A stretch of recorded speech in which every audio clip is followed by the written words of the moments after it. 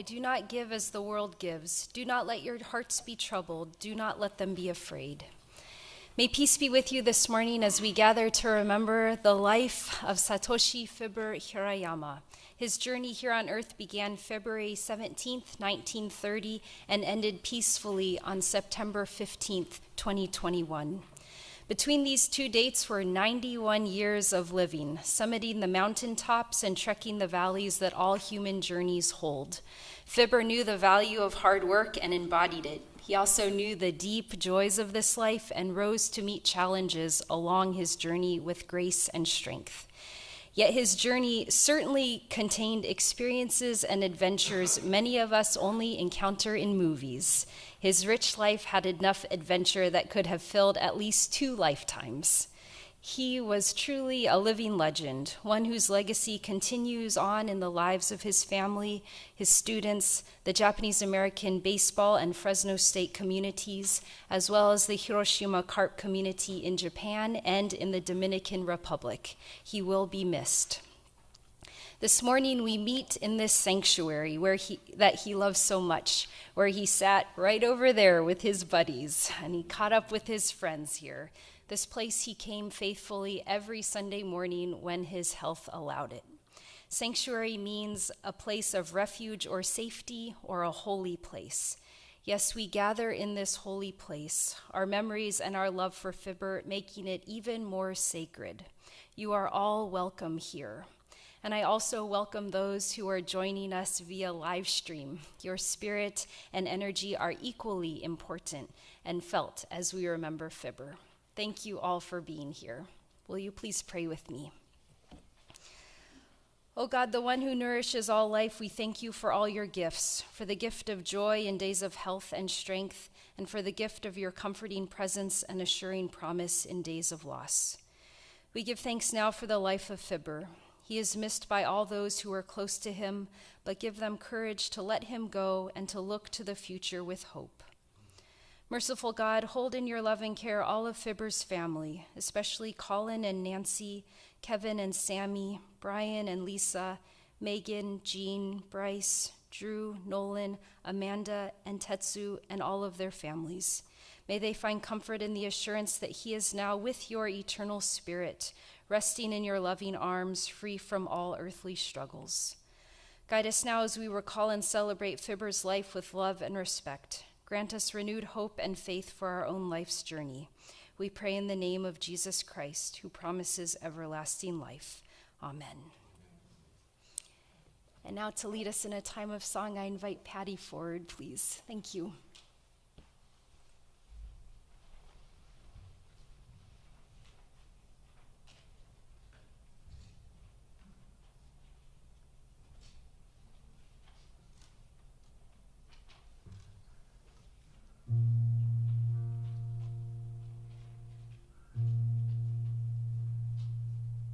Amazing grace, how sweet the sound that saved a wretch like me. I once was lost, but now I'm found, was blind, but now I see. 'Twas grace that taught my heart to fear, and grace my fears relieved. How precious did that grace appear the hour I first believed. Through many dangers, toils, and snares, I have already come. 'Tis grace that brought me safe this far, and grace will lead me home. When we've been here 10,000 years, bright shining as the sun, we've no less days to sing God's praise than when we first begun. Amazing grace, how sweet the sound that saved a wretch like me. I once was lost, but now I'm found. 'Twas blind, but now I see.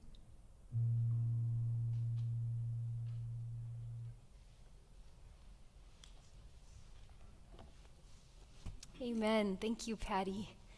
I would like to invite Sammy for Fibber's daughter-in-law to share some life history with us.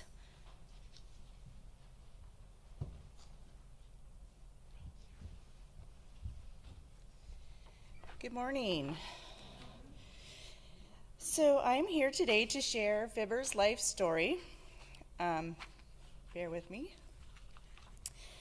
Satoshi Fibber Hirayama was born to Tokuzo and Toka Hirayama on February 17th, 1930 in Fresno, California. He received the nickname Fibber from his father's inability to pronounce February, the month of his birth. Fibber's sons dispute this version, as they think it's obvious to those that know him how he really got the nickname Fibber. In 1942, Fibber, his father, and two brothers were forced to relocate to the post-war relocation center in Arizona.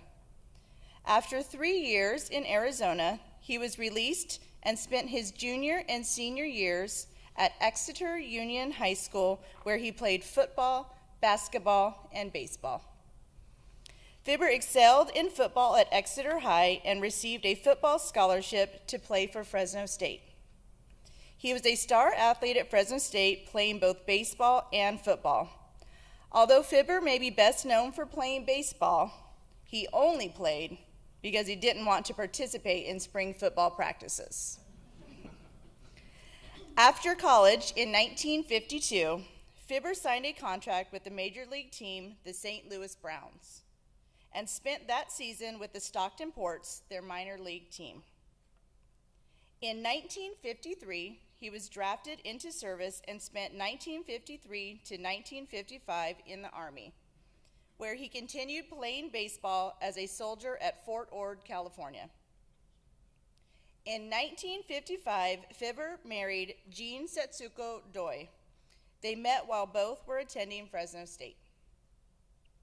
In 1954, the Browns granted Fibber his release, and with his discharge from the Army, Fibber signed with the Hiroshima Carp of the Nippon Professional Baseball League. He and Jean moved to Japan. Upon arrival in Hiroshima, Fibber did not speak Japanese, but became fluent after a few years. Fibber played his entire professional career from 1955 until 1964 with the Carps as an outfielder. He was a two-time All-Star. His playing career was cut short when he ran into the outfield wall and suffered a nerve injury which caused him to lose some vision in his right eye. After the injury, he retired from the field but remained for 3 years in the position of coach and a year managing in the Japanese minor leagues. During his Japanese career, Fibber and Jean had 3 sons, Colin, Kevin, and Brian. In 1965, Fibber, Jean, and the 3 sons returned to California. After returning to the United States, Fibber was hired by Clovis Unified School District as a teacher. He eventually became a coach, vice principal, principal, and an administrator in charge of personnel for the district. Fibber retired from Clovis Unified in 1991. In the early 1970s, Fibber also worked for the California Angels as a scout. After retirement from the Clovis Unified School District, Fibber continued to work with the Hiroshima Carp. He was in charge of recruiting players to play for the Carp in Japan. Also during this time, he was the head of the Hiroshima Carp Player Development Program in the Dominican Republic. It was in the Dominican Republic that Fibber became fluent in his third language, Spanish. To the players in the Dominican, he was affectionately known as the Machete Man. Whenever Fibber showed up, somebody was getting cut. On April 30th, 2017, Fibber had his number retired by the Fresno State baseball program. Fibber died peacefully in his sleep on September 15th, 2021. Thank you.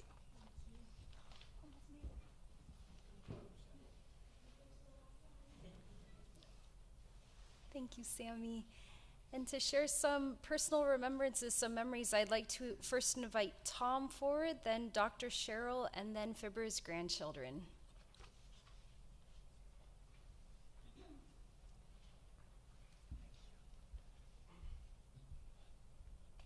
I'm very honored and humbled to be standing in front of you. Fibber Hirayama is one of my heroes, a long, long time friend. I feel like I've known Fibber Hirayama all my life, because way back in 1951, as Sammy also already mentioned, he played baseball and football at Fresno State. My brother Fred Summers was on both those teams. My brother Fred was the quarterback in the baseball team. Fibber Hirayama was the star halfback. On baseball, my brother was the third baseman, and Fibber Hirayama was the star center fielder. At 5'4", 135 pounds, playing football as a halfback, when I tell people that today, they laugh at me. They think I'm joking. People packed Ratcliffe Stadium in those days mainly to watch Fibber Hirayama run. Not only was he quick and fast, his legs were only that long, so they had a hard time tackling him, but he also was tough. He was very strong. He was a real star. Clark Van Galder was their coach. And in baseball, the 1951 team, and some of those fellows are here today, that team was 36-4 at Fresno State under Coach Pete Biden. That ranks still fourth in the history of America college baseball as the top percentage of wins and losses. 36 wins and only 4 losses. I can name that whole team. Some of them are here. Don Bricker's here. He was the catcher. Don Curley was on that ball club. He's here. Fred Bartels at first base. Franny Onito, the second baseman. He and Fibber were close, close friends. Bob Donkersley at short. My brother at third. Howie Zenamura, Don George, and the great Fibber Hirayama in center field. And the pitching staff, I don't want to forget them, any of these guys. My coach, Jake Abbott, who was my coach at Roosevelt High School. Truman Clevenger, one of Fibber's all-time great friends. Larry Bolger, Don Barnett, Tom Yost. The assistant coach was Bill Hansen, and the head coach was the great Pete Biden. I can remember in 1951 like it was yesterday. I'm 9 years old. My mother and I were at every Fresno State baseball game at John Euless Park, which is now where Fresno City College plays. And they packed that stadium, 3,000 people at every game. They're playing University of Seattle. They have twins on the team named Johnny and Eddie O'Brien, who are stars. Fibber Hirayama's playing center field. 3,000 people in the ballpark. Johnny O'Brien hits a ball deep to center field. Fibber Hirayama races back towards that 407 mark, and there's no padding on those fences in those days. And he hits that wall head on. And I said to my mom, Mom, Fibber just got killed, because Fibber went down. And it seemed like for an hour, but it probably was 15, 20, 30 minutes, everybody came and centered around Fibber Hirayama in center field. You could hear a pin drop in the stadium. And after at length of time, I saw a couple people get up, and I told my mother they're going to carry Fibber off in a stretcher. Not only did they not carry him off in a stretcher, folks, he stayed in the game and played. I want to tell you, he was tough. He was an outstanding, outstanding ball player. He's been inducted in the Fresno State University Wall of Fame in baseball. He's been inducted in the Fresno Athletic Hall of Fame. And as Sammy mentioned, he was signed by the St. Louis Browns, who are now the Baltimore Orioles. He's only the second Japanese player ever to be signed by a Major League Baseball team. And if Fibber Hirayama would have stayed with it, he'd have played center field for the St. Louis Browns or somebody in the big leagues. He played that 1 year in Stockton, then he went to Japan. And he was there for 10 years, and he was a star, a legend, as a ball player in Japan. I mean, a real star. And he even coached and managed the Hiroshima Carps. He's a legend in Japan. He's a legend in this area. And as Sammy mentioned, I had the privilege of working for the California Angels in the 1970s as the minor league director and involved with scouting. I called my coach, Jake Abbott. We needed a scout here in the Fresno Clovis area. I wanted Coach Abbott to be the scout. He says, Tom, I can't do that. I'm too busy. But he said, the guy you should hire is Fibber Hirayama. And you know, I hadn't been around Fibber for many, many years. He was the right scout. Right over there, Jared Holvey. Fibber Hirayama signed him. Almost fired Fibber after he signed Jared Holvey, for crying out loud. I'm just kidding. I'm just kidding. Because you knew when Fibber Hirayama recommended a ball player, he was good. He would not waste your time with somebody that was mediocre. So the Fibber Hirayama story, to me, is absolutely amazing. In the last few years, we haven't had a chance to be together a lot, but we talk on the phone a lot, and I'd call and leave a lot of messages, because I've considered Fibber Hirayama one of my all-time friends. A loyal guy who helped so many people, always so humble.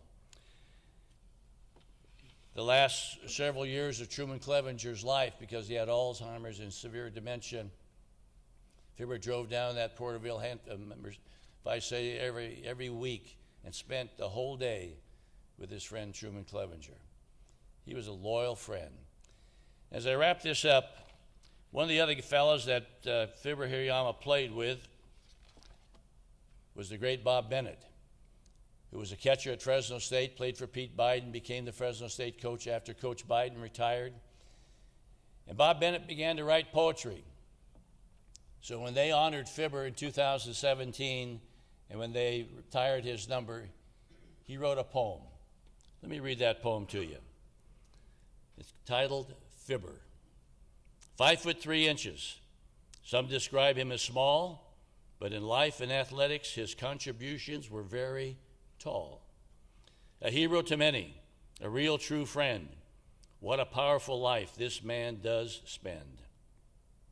Whether chasing a fly ball or running the bases, those who saw him play had smiles on their faces. A running back in football, a joy to watch play. His agility, speed, and quickness usually had the last say. Fibber was always positive, uprooted and interned in 42. Fibber was not bitter. He had much living to do. He has served his country in so many honorable ways as an athlete, a citizen, soldier, and ambassador. He deserves our highest praise. He was also a star in Japan, where he excelled as a player, coach, and scout. This wonderful man shows us what class is all about. As a loving father, grandfather, he has set an example of how to live. Our highest praise to Fibber we give. He was a very special teammate. By example, he led and inspired. So today at Fresno State, his number is rightfully retired. Bob Bennett, March 7th, 2017. Fibber Hirayama, without a question, pound for pound, the greatest athlete to ever play at Fresno State. Thank you.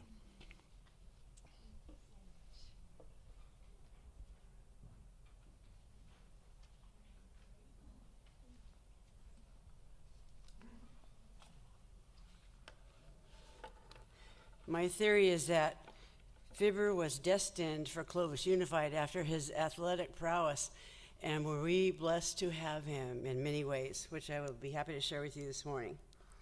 He was actually still coaching for the California Angels and Hiroshima Carp when he began his teaching career in Clovis Unified. From 1965 to 91, Fibber was a highly respected and beloved administrator, teacher, and coach in the Clovis Unified School District. He worked at Clovis High for 6 years as a special services staff member, math teacher, varsity assistant coach in both football and baseball, and whatever duties were assigned. Fibber's wit, intelligence, and people skills helped him quickly advance to administrative levels. He excelled as a principal at Gateway High School, as the top-ranking administrator for district-wide human resources at that time, and throughout his career, Fibber was active in supporting athletics and was fittingly inducted into the Clovis Unified Athletic Hall of Fame in 2018. He was also presented at that event with the award that's called the Doc Buchanan Award, which is always given to an individual who has made an impact on Clovis Unified's athletic program through his or her involvement and support of athletics. And we know where all that started with Fibber. Fibber was also a social butterfly, for those of you that may not know. He, at the drop of the hat, was the life of any party. In his later years, Fibber loved that his dance card was always full, and in the middle of all that, he actually had rhythm and could cut a rug. He actually modeled with that business, which was social business, his work hard, play hard theory in life, and he believed in a balance in both of those.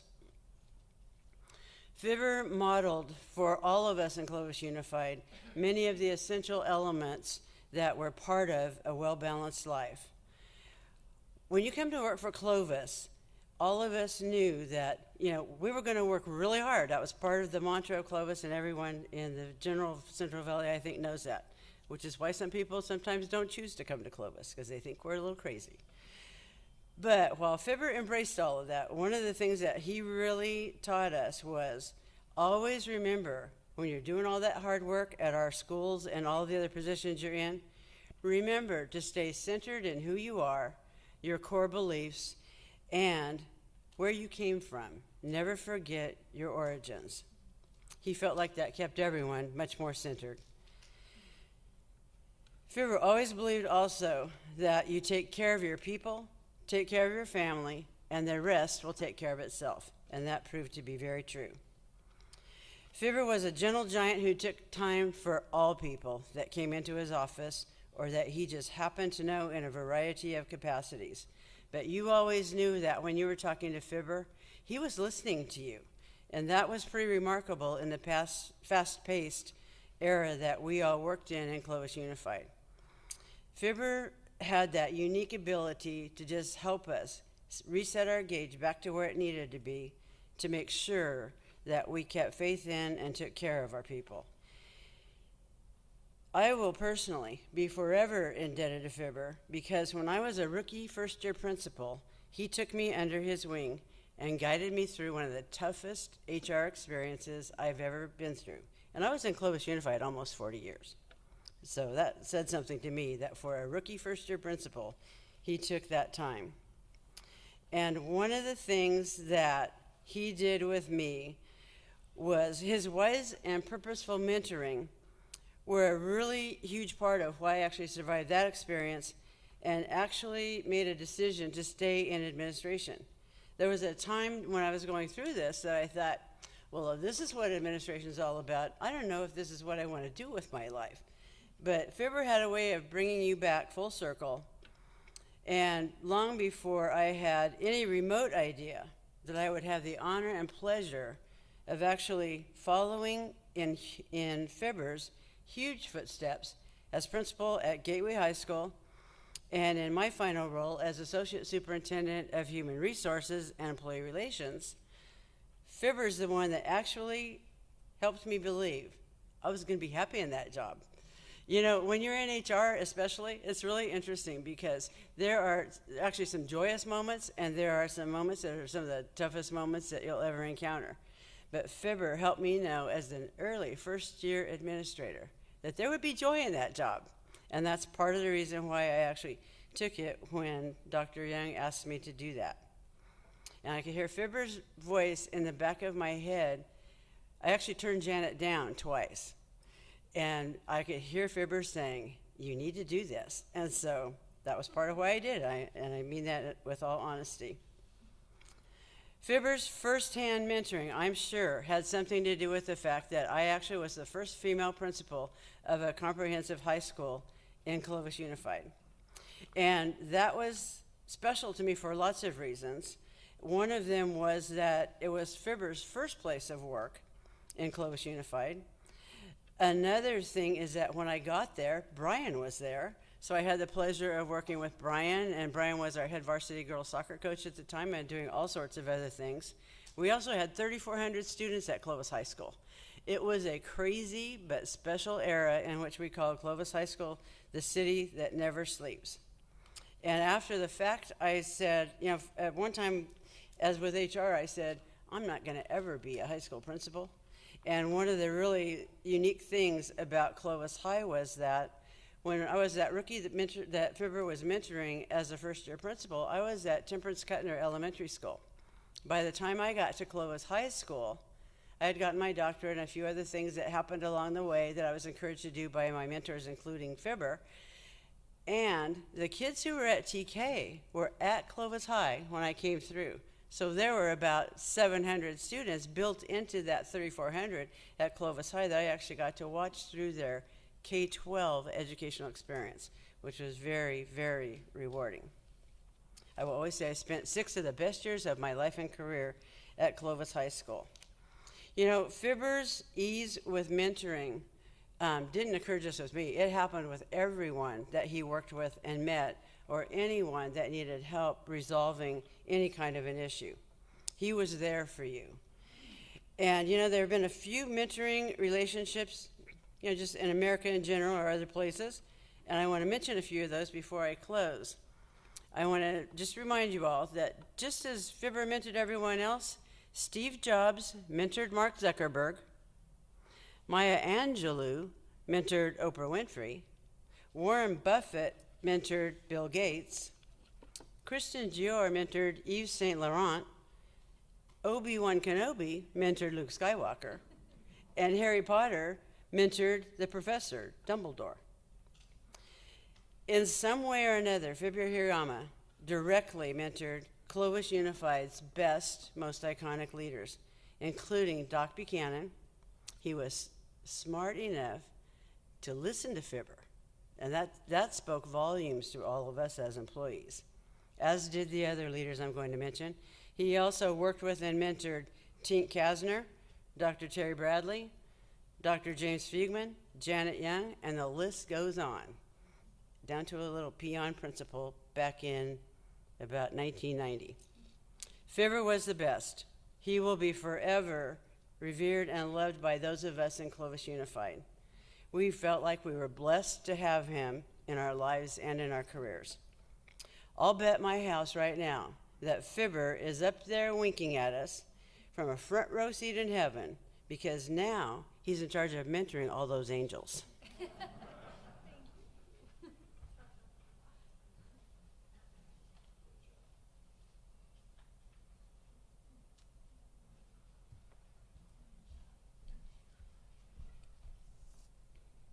Hi, everyone. I'm Amanda Hirayama. I'm Fibber's youngest grandchild.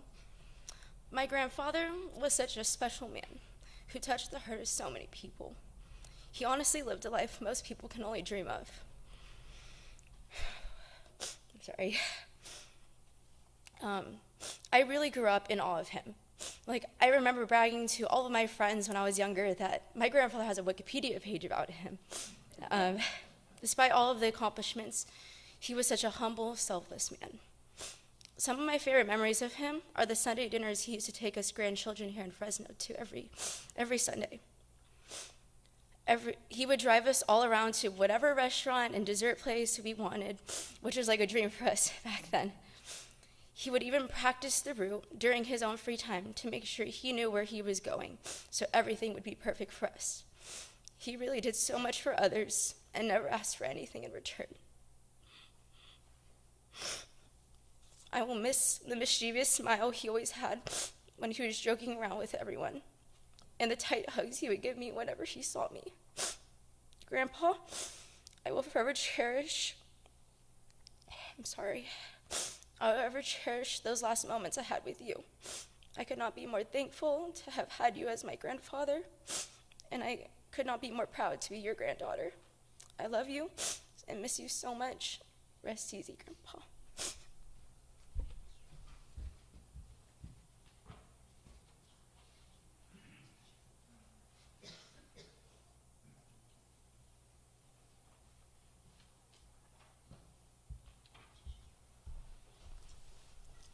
Good morning.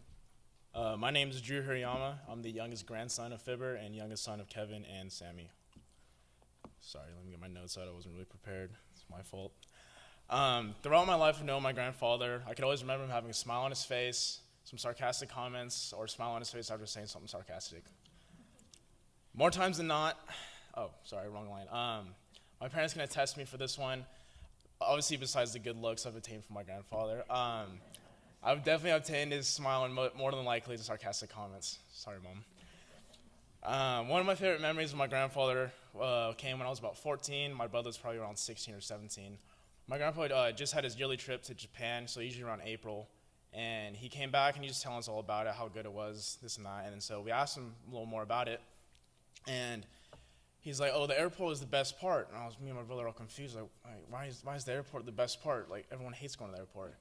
And granted, at this time, my grandpa just started using a cane to walk around because I think he just had another surgery.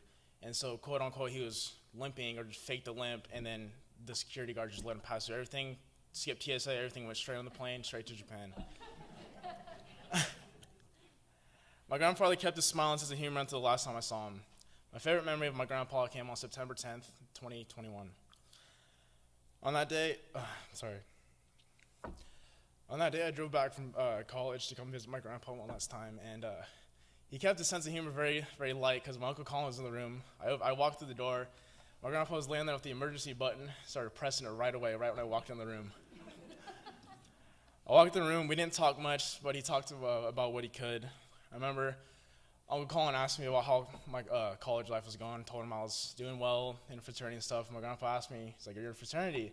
I said yes, and then he looked at me and just laughed. My favorite part of that moment was I only got to see my grandpa for a little bit because I had to go back to school because I had work later on in the day. So I saw him, and I told him my goodbyes. My grandpa gave me a little fist bump with all the strength he had, and I said our goodbyes. And that small fist bump will always be my favorite memory of my grandpa. Grandpa, I love you, and thank you for everything you've done in my life.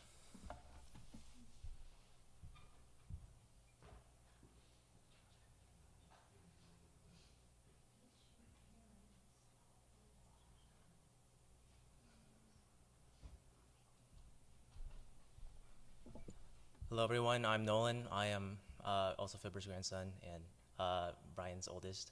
I'd like to start with a couple of stories I have of my grandpa. First thing that comes to mind is that he used to love making fun of my hair. Up until last week, I had maybe like 13, 14 inches of hair. And every time I saw him, like, "Hey, Grandpa, like my hair?" He'd just laugh at me, like Drew said. He liked to laugh and just smile. Another thing about him is that he could eat breakfast. Like, this man could put it away for no reason. I went to go visit him at, I think back then it was Carrington Point, and I had like a bowl of cereal and some fruit. This guy had like 2 eggs, hash browns, toast, oatmeal, and like a side of fruit. And this guy could just, I don't understand because he didn't eat anything for dinner. And then one last thing is that when, like what Amanda said, he used to take us to the Sunday night dinners. Brian Bryce and Drew love to go pick like, Yoshino's and Sakurachaya, and then Amanda liked to pick Red Robin. And the funniest thing for me is I used to tell him, hey, let's go to Wiener Schnitzel. He really did love those chili dogs. And although we may not get to be in his company again, I know that he'll always live on in our hearts and memories because legends never die.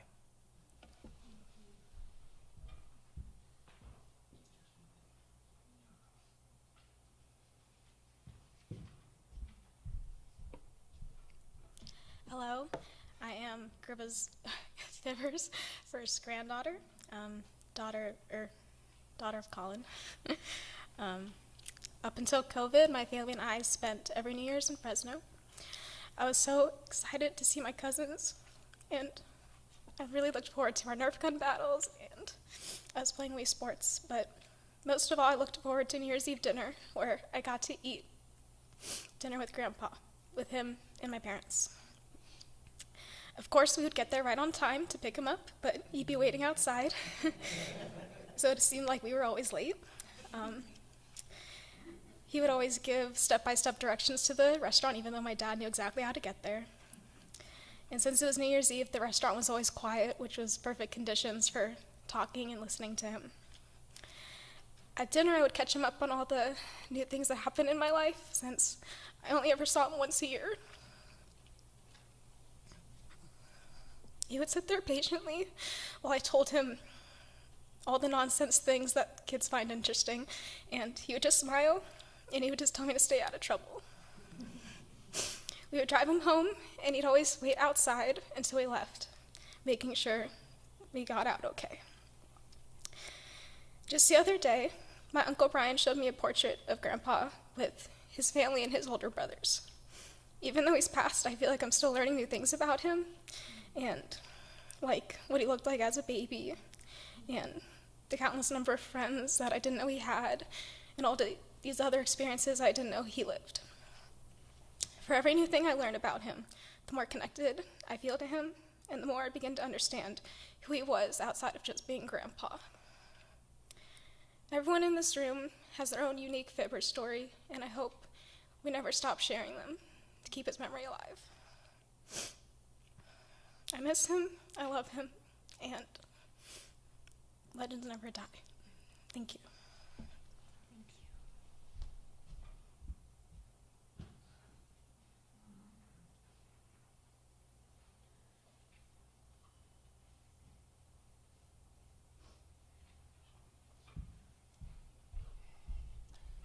Good morning, everyone. My name is Bryce Satoshi Hirayama. I am the eldest grandson of Fibber.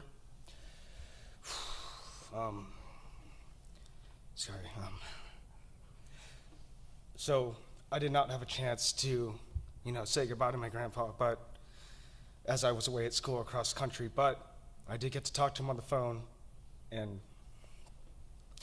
he didn't have much to talk about after, but, in that moment, all I could think about were all the good times that we had. And being his eldest grandson, Drew's 3 years younger than me, Nolan, we're all in subsequent order by years. So for a while there, it was just me and Grandpa. And like Nolan mentioned, I do remember going to breakfast. His favorite place was Orbit. He would get everything on the menu. I eat my eggs exactly like my grandfather, because that's how he taught me how to eat them. Salt, pepper, hot sauce, that's how you do it. So for a lot of the years, it was just me and Grandpa. And being the oldest, we would go to banquets, and he'd be memorialized for a lot of things. And while Drew, Nolan, and Amanda were still learning, I was listening for a lot of it. And I would come here to church with him and sit over there, and I would, just listen to the stories of what made his life, because truth be told, he wouldn't share anything, because all he wanted to do was know about what you were doing. So for years, I would learn about his internment, baseball, football, and I realized how much athletics meant to him. And I took after football. We all did different sports, but I knew how much baseball meant to him. And so I kept thinking about this over and over before. And one story that came to mind was I was 11 years old, I think, playing Little League. And truth be told, I didn't really like baseball that much. I love football way more. but I played it because it made him happy, and I knew how much baseball meant to him. So he was coming to my game, and all week, all I can remember was pushing Coach. Coach, I have to play center field this week. Coach, he's coming. It's been a while. I need to play center field. And he was like, fine, you can play center field. So I get out there. Fourth inning happens. There's kind of a bloop single into the gap. I'm running because I did inherit Fibber's speed. So I was running. I make a diving play. I catch the ball, and my glove breaks. The netting in the back of my glove splits, and the ball flies out. But I somehow, someway turned my body and showed the umpire I have the ball. And I was so ashamed because I felt like I just cheated the game of baseball that my grandfather loved. And I was like, I just lied to get the final out of the inning. He's going to be so upset if he ever finds out. And so what I do, I get back to the dugout with my broken glove, and I call my dad, Kevin, over. I said, Dad, my glove's broken. I don't have another one. Can you fix this? And he goes, no, but your grandpa can. And I'm like, no. I am mortified. I cheated the game of baseball. I'm gonna fib. I'm 11 years old. I can't. And he comes over, and he looks at me, and he just, like a magician, he just grabbed the strings in my glove, didn't break eye contact with me, and just looking at me, because I wasn't up to hit that inning. He tightens my glove up. He looks me dead in the eye and said, you didn't catch that ball, did you? And I said, I'm so sorry, Grandpa. No, I did not. And I know, you don't have to lie. And he goes, it's all right. I would have done the same thing. So throughout this whole process, it's sad that he's gone. I'm going to miss so many memories with him. But, for a lot of us, all we can do is think about the good times. So I'm going to miss him like crazy, but I'm thankful for all the memories he gave me, and I love being named after him. So thank you all.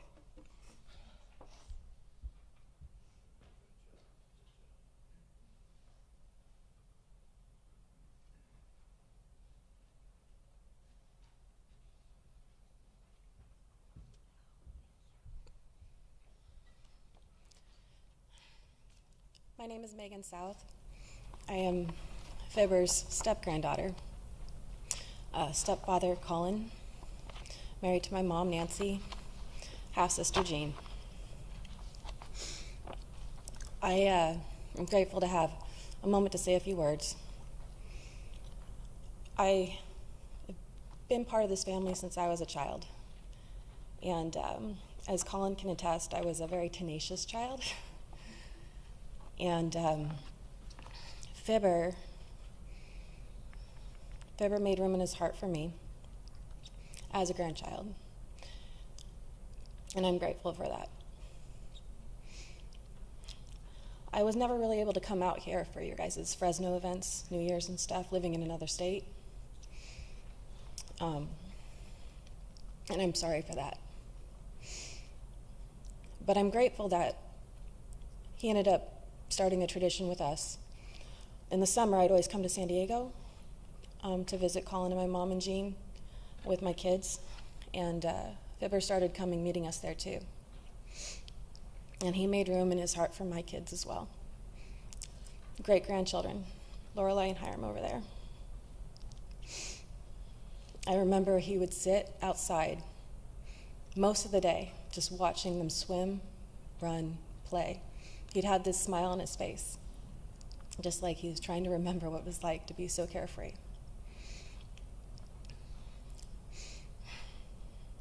I will miss him, and I'm really happy that I could come up here and say something, and I love you guys.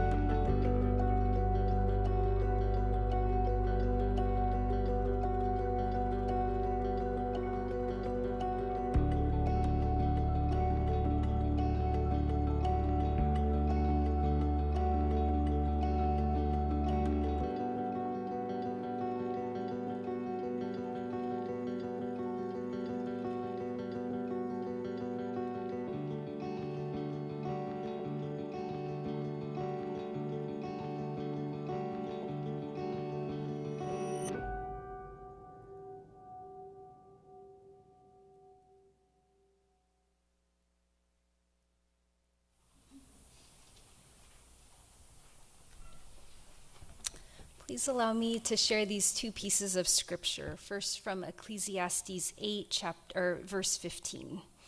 So I commend enjoyment, because there's nothing better for people to do under the sun but to eat, drink, and be glad. This is what will accompany them in their hard work during the lifetime that God gives under the sun. And from the Gospel of John, chapter 14, verses 1 through 4. Jesus said, "Do not let your hearts be troubled. Believe in God, believe also in me. In my Father's house there are many dwelling places. If it were not so, would I have told you that I go to prepare a place for you? And if I go and prepare a place for you, I will come again and will take you to myself, so that where I am, there you may be also. And you know the way to the place where I am going." I think the first time I met Fibber was in this very sanctuary, no surprise, this safe and holy place. I imagine it must have been before Sunday worship, because he was always early. Being early was being on time for him. Lucky for me, because I could always count on a warm hug and greeting that would make me laugh, and it was a great way to start the morning. He would fill me in and would tell me about his upcoming trips to Japan far in advance, months before he went. I can recall him visiting with the other early arrivals. There was always laughter coming from that corner of the room. After church pre-pandemic, we used to gather for fellowship and a meal afterwards, but he would never stay because he wanted to get back to his friends at his senior living place. But if there was any need for help or ask for donations announced at the end of the service, he would find me before he left, and he would quietly place a 20 in my hand to support that ministry. One of my favorite memories of Fibber is going to visit him at his senior living community. Usually, I found him in the dining room or in his room, but he was in neither of those places that day. I was in the process of leaving a note on his door when one of the employees said, "Hey, have you checked the game room?"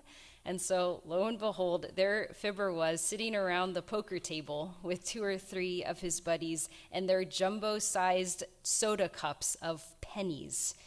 To my delight, they invited me to sit down, and for the next hour or so, I enjoyed their banter, their playful teasing, and the clinking of their pennies. I hadn't laughed that much in a long time.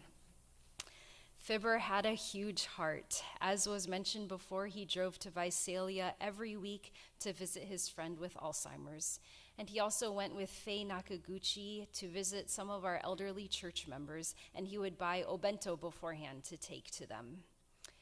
We know all about Fibber's many athletic accomplishments: star athlete at Fresno State, both baseball and football, 2-time All-Star player in Japan, 71 career stolen bases. He was voted Nisei Player of the Year and one of the first Japanese Americans to sign with a Major League Baseball club.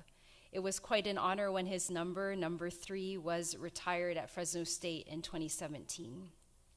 And we are familiar with his accomplishments as an educator. He taught math at Clovis High while also coaching. And then he became the principal, then vice principal, then principal at Gateway High School, a continuation school here in Clovis, which I believe he also named. Culminating his career was at the district office as the administrator for personnel. So many accomplishments for baseball, for his students, for Clovis Unified, and yet he had to be pressed to tell these stories. He is actually quite private in a way. Even though he was so well known and so well beloved by people in many places, he never called attention to himself. It's been said before, and I will say it again, Fibber had a lot of humility. He never made himself a big deal, and I confess I didn't know all that he had done until I heard him speak at an evening event that highlighted significant people in Clovis. Even that night, he spoke very matter-of-factly about his life and without any airs. Little did I know that he is often referred to as the greatest pound-for-pound athlete in Fresno State history. In fact, whenever I would say anything complimentary of him, he would tell me with that smile of his, "Hey, don't get carried away now." Or he would interrupt me by starting to hum the Battle Hymn of the Republic. I roll, I roll.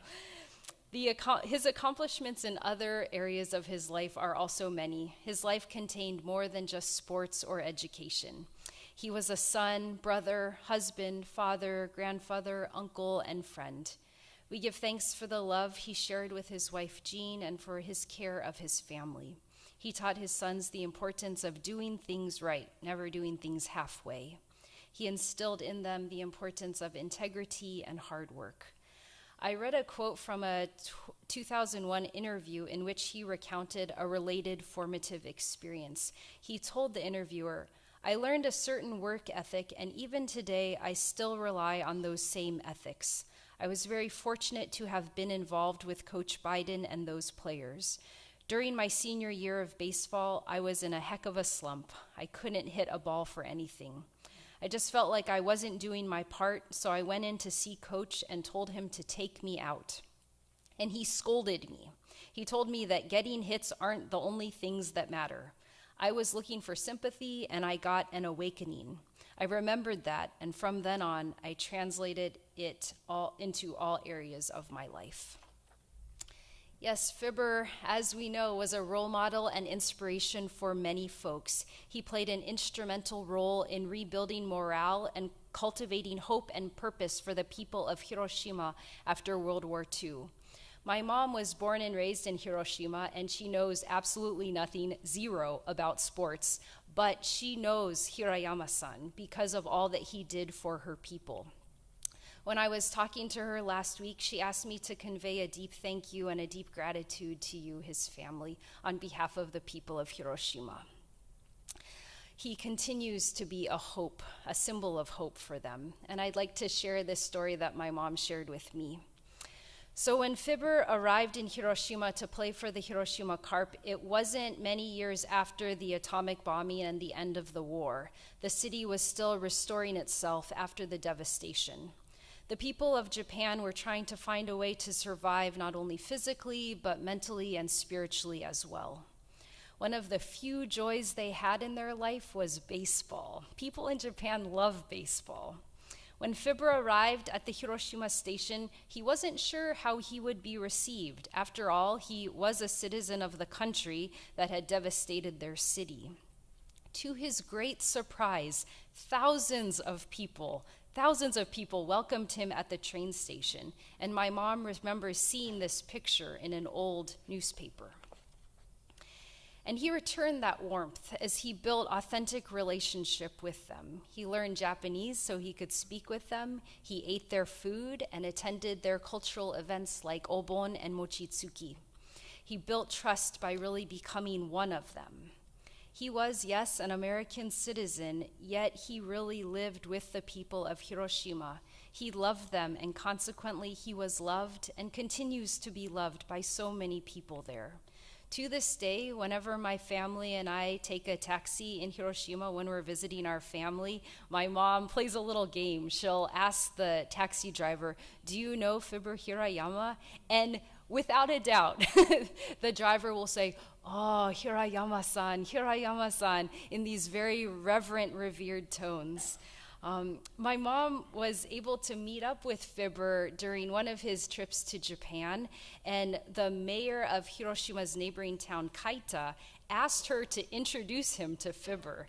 And so these two men took a picture together, and this picture has been used in publicity. Ooh, the mayor with a big celebrity.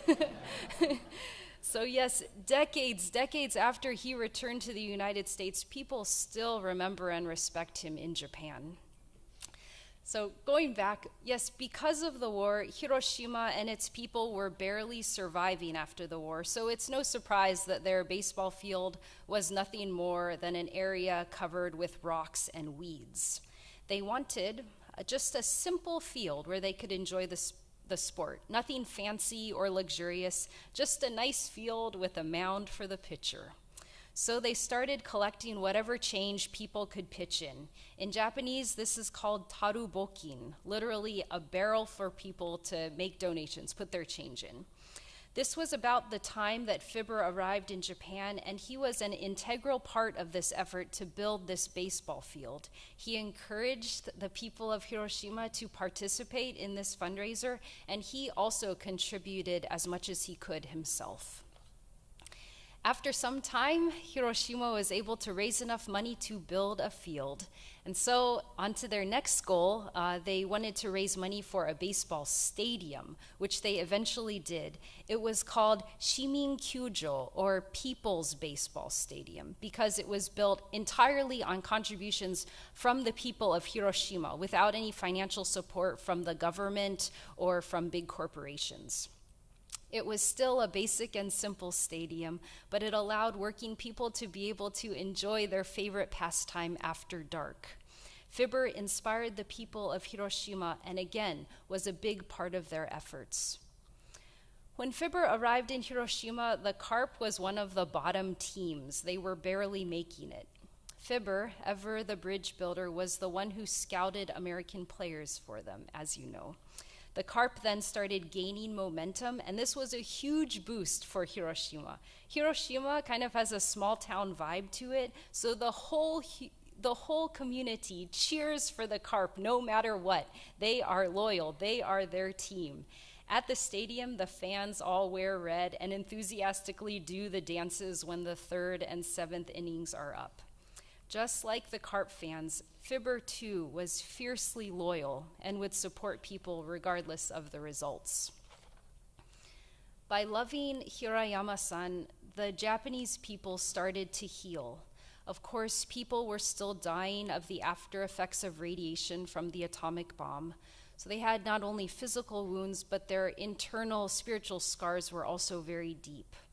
However, here was this American who came to be with them, who looked like them, who played on their local baseball team, who cared about them. This made a big difference for the people of Hiroshima. He was truly a bridge builder. And as a side note, it strikes me that baseball not only gave hope to the people of Hiroshima, it was also the thing that gave Fibber, Kenichi Zenimura and his sons, and many Japanese Americans during World War II a sense of hope, a sense of normalcy when they were imprisoned behind barbed wire for no other reason than how they looked. So as you also probably know, until he died, the Hiroshima Carp still invited Fibber to visit them every year, and they gave him the royal treatment.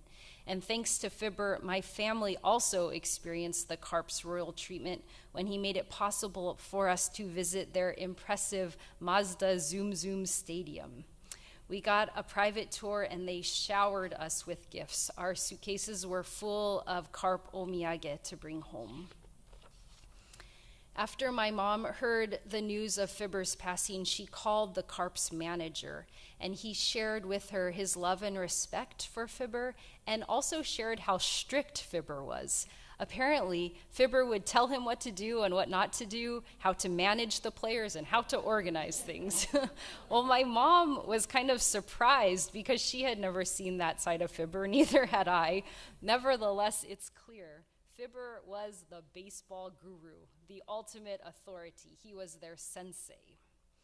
The manager said Hirayama-san was a living legend. No one could surpass his wisdom, his charism, his determination. Yes, Fibber's passing leaves a large empty space in our lives. While indeed he was a living legend, having accomplished so much, he was also just a down-to-earth, great, easy, fun guy to be around. We miss the ordinary moments we shared with him that are now very precious. Going out to eat with him, laughing with him, seeing that mischievous smile on his face. As I reflected on Fibber's life, this text from Ecclesiastes came to mind. He did indeed relish and enjoy times with family and friends over meals, and I think these moments fueled him physically and spiritually for the compassion he showed to his students and the energy and dedication he put into his work. And this other beloved passage from the Gospel of John: "Let not your hearts be troubled. Believe in God, believe also in me. In my Father's house are many rooms. If it were not so, would I have told you that I go to prepare a place for you? And when I go and prepare a place for you, I will come again and will take you to myself, that where I am, you may be also. These are words that Jesus shares with his beloved disciples right before his arrest, describing heaven as a house, more spacious than we could ever imagine, more beautiful than our earthly minds can fathom. This house Jesus speaks of is where Fibber is now, where he rests and relaxes, reuniting with Jean and other beloveds. This is the house God has welcomed him in with open arms, saying, "Well done, my good and faithful servant." Because we love Fibber, we miss him very much. In his passing, the sadness we feel is natural. He's no longer a part of our physical lives, and the comfort of having him physically by our side may indeed be lost. However, the comfort of having had Fibber in our lives is never lost. As our relationships with him shift, we take comfort in the fact that love never dies, and his spirit is always with us. To match the grief of losing him, we will never forget the joy of having known him and the many happy memories we have shared with him. For each one of us, grief unfolds a little differently. Whatever this time holds, whether it be sorrow or disappointment, relief, doubt, gratitude, anger, confusion, or anything else, whatever this time holds for you, please know that this is natural and acceptable. It's a part of grief. God's unconditional love and grace surrounds you and upholds you in whatever you're feeling. The space we hold together is large enough for whatever you're carrying, and most importantly, God's love is too. There is nothing you can say or do or even think that can stop God from loving you. Friends, I encourage you to please continue sharing stories about Fibber's rich life. They are what will continue to connect us to him. I know that this will be easy because his life has affected us in such profound ways. Whether you knew him for a short time or you knew him for a lifetime, his gentleness, his wit, his kindness leave a lasting impression. And his legacy continues. We give thanks to God for sharing such a spirited and dear person as Fibber with us. Please pray with me. Most gracious and loving God, we give you thanks again for the life of Fibber. We are grateful for the ways you worked through him, building bridges, showing love to others, inspiring others to do their best. Thank you for the privilege and blessing of walking through this life with him. Fibber enriched this world in innumerable ways. Before Fibber was ours, he is yours, and we know that he now rests in your loving arms, free from all earthly struggles. Gracious Creator, we ask your peace upon his soul and your comfort to surround us. Grant us courage to turn our face toward life as we trust in your love to carry us through this painful time. You have given Fibber to us, and now we return him to you. Raise him to new life everlasting. May the love, joy, and laughter Fibber shared with us remain in our hearts and grow in our lives. Grant us strength to move on and find all the meaning and joy that still awaits us in this life and in the life to come. Amen. I'd like to invite Brian forward to share some words of appreciation.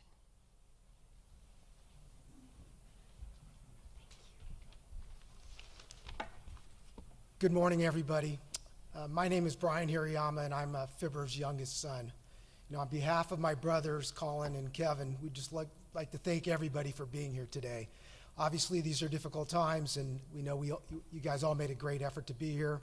My dad had just such an amazing life, and his friends, the ones that are here and the ones that couldn't be, were just wonderful. And like Reverend Akiko was saying, the stories that you shared with us throughout the last couple of weeks have just been awesome. It's brought back so many wonderful memories of not only my dad, but our mother as well. And I know I speak for my brothers in saying we were truly blessed to have two wonderful parents. We're just so lucky to have that. There are a number of people that I would like to thank. I'm going to start with Reverend Akiko. A friend of mine sent me a text message just like a week or so ago, and she stated in the text that Reverend Akiko is her angel. Reverend Akiko, you are my dad's angel as well. Thank you so much for everything you've done for the Hirayama family and for my dad. My dad loved you. Thank you. Patty Torrey, never heard you sing. Well, I did hear you sing once before. I take that back, and it was amazing. Thank you so much for volunteering to do that. My dad would have been just thrilled to death. So thank you so much. And your husband, Jared Holvey, thank you again for being such a great friend of my dad. Really appreciate it. Thank you. John Urabe and Lyle Funeral Home, thank you so much for helping us navigate the difficult waters that have been around us the last couple of weeks. You made things very simple for us. We really appreciate everything you did for us. Thank you, John. Our video person, Don Thompson, thank you. You know, we kind of embarked on this endeavor with no idea how we're going to try to live stream this, how we're going to record this. Don said, I've got this, and we just turned him loose. He made it so simple for us. So Don, thank you to you and your crew. Really appreciate it. A real special thank you to Pacifica Senior Living, I think it's called now. They've changed names so many times. The people there were wonderful to my dad. Thank you so much for taking care of him. You know, he was a family member at your place for 15 years. Thank you so much. Mr. Summers and Dr. Rogers, wow, what can I say? You know, I'm so glad we have this recorded because I'm going to be watching that for years. It was beautiful. You encompassed the soul of my dad perfectly. Thank you so much. It was wonderful.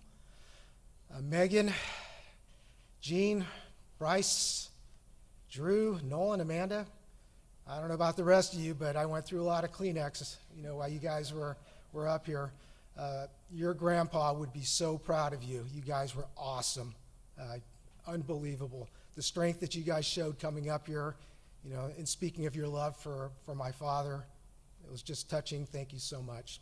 It was unbelievable. The next thank you is going to go to those people that aren't here. You know, thank you for those of you that are watching this, hopefully on the live stream, Dawn, right? I'm hoping it works great. If not, you know, the recording afterwards. Thank you so much, you know, for your understanding. Obviously, this is a different time that we're living in, and so we're just thrilled that everybody was so cooperative and understanding of our situation. So everybody out there in cyber world, thank you very much. I was going to end my little talk right then, but about an hour ago, I was handed this piece of paper. It's a letter from the owner of the Hiroshima Carp. So I literally have not read it. The font is really small. My eyesight is really bad, so I'm going to do my best. So this is my first time through as well, so just bear with me. It's addressed to the family of Satoshi Hirayama. I am deeply shocked and saddened of Mr. Hirayama's passing.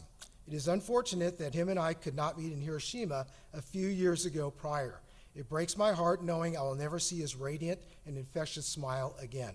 I would like to extend my enormous gratitude to Mr. Hirayama's many years of priceless contribution and achievements for the Hiroshima Toyo Carp organization, and over more being one of the best friends of my father, Kohei Matsuda. The invaluable accumulation of knowledge he acquired from his time in the United States proved to be a tremendous asset for our past, present, and future players, for which I am forever grateful. During his time in the United States, he forged a lasting foundation for acquiring foreign baseball players whose skills, personalities, and work ethic aligned with our organization perfectly. Mr. Hirayama's extraordinary passion for baseball and the legacy he leaves behind will undoubtedly continue to live on through our players and organization for many years to come. I will always cherish our memories together, and I'm deeply indebted to Mr. Hirayama for all he has done for myself, my father, our players and coaches, and for this organization. I pray from the bottom of my heart for your family during this difficult time, and his soul may rest in peace. With deepest sympathy, Hajime Matsuda, owner, Hiroshima Toyo Carp. So that's a beautiful note from the owner of the Hiroshima Carp. So thank you to him for that. You know, I'd just like to close by saying, and I know I'm speaking on behalf of my brothers, it was awesome being Fibber Hirayama's son. It was unbelievable. You know, what a ride that we've been on. I mean, our father just had an amazing life. You know, that guy was our hero, without a doubt. We looked up to him from the day we were born. The word legend came up a few times when people were talking. And how many people do you know were absolute legends in two completely different vocations?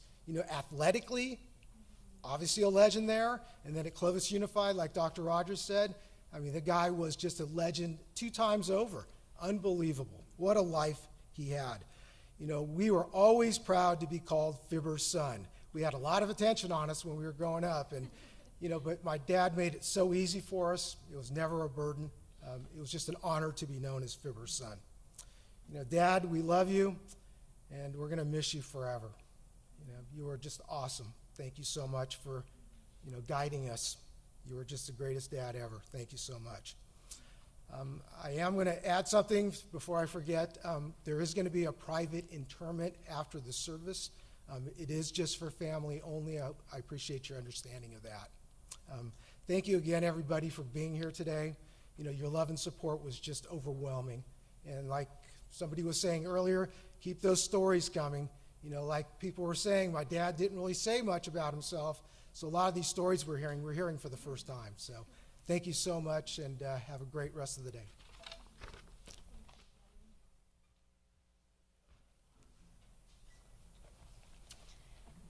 Please receive this benediction. Friends, love is the greatest gift that we have received from God. It's also the greatest gift we can give and accept from others. We can never take this for granted.